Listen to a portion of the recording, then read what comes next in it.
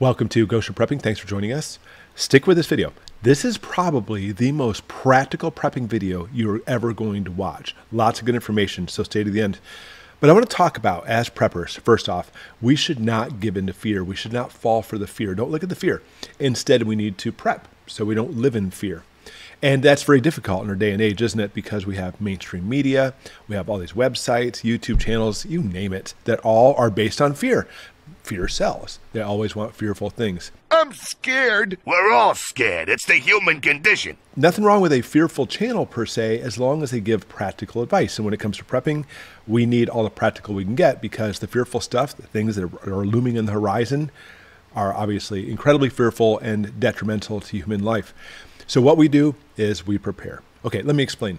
Let's say you get on a plane and the flight attendant goes up and says, okay guys, today, in case the plane crashes, and you yell and say, no, no, no, that's fearful. No, that's not fear mongering. That's them trying to make it so you can survive in case the plane crashes. Because guess what? Sometimes planes crash.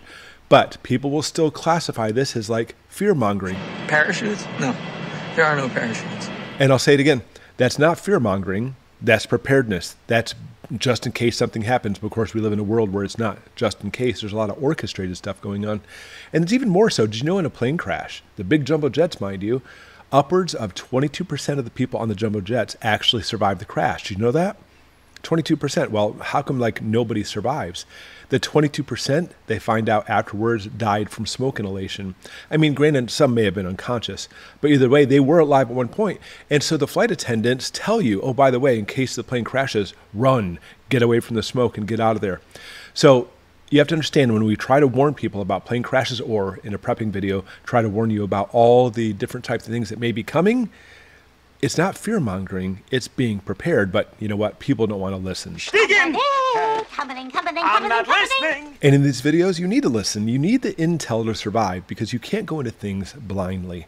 Now, granted, there's always that guy in the plane who's like, oh, we're all going to die and crash. Then they're always stoking out fear. That's a different story. But practical advice as far as what you can do in the case the plane crashes, or in a prepping channel, what you can do to make sure you stave off starvation or your house on fire. And the list goes on, doesn't it? There's all kinds of things that we can be prepared about. But you'll find that these channels and mainstream media and stuff, they continuously stoke all this, not for practical advice, but constantly for emotions. They're always trying to give out emotions, keep you emotionally involved, so you'll keep watching. Look how much blood. We focus on what we need. We focus on all the things that we possibly may have to have for survival. And there's lots of things. I mean, first off, you want to start off with your routine. What are the things you eat? Those are the things you should be stockpiling, by the way. What's your routine? You may actually have to shift your routine in case, there's some kind of cataclysmic emergency. What kind of food? What kind of water? What kind of equipment? All those things you'll need to survive. And of course, we have lots of things we can add to that.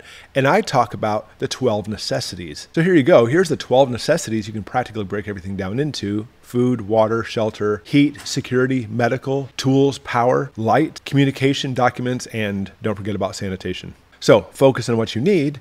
Look for the gaps, look for areas that may not be your strong suit or you're lacking, and start focusing in that area.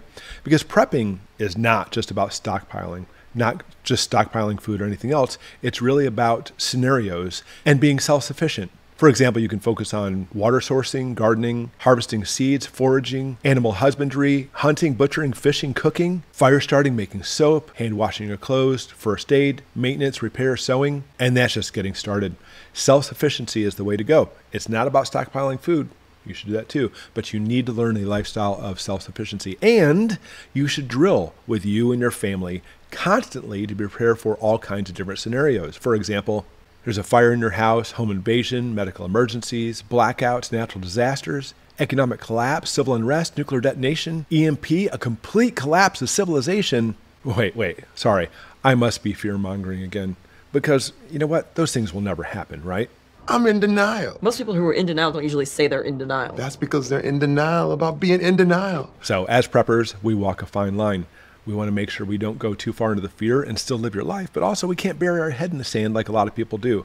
We need to continuously prep and get ready for basically any scenario and have a contingency plan for those scenarios as well. Be very adaptable. Because at Goshen Prepping, we prep so we don't live a life of fear.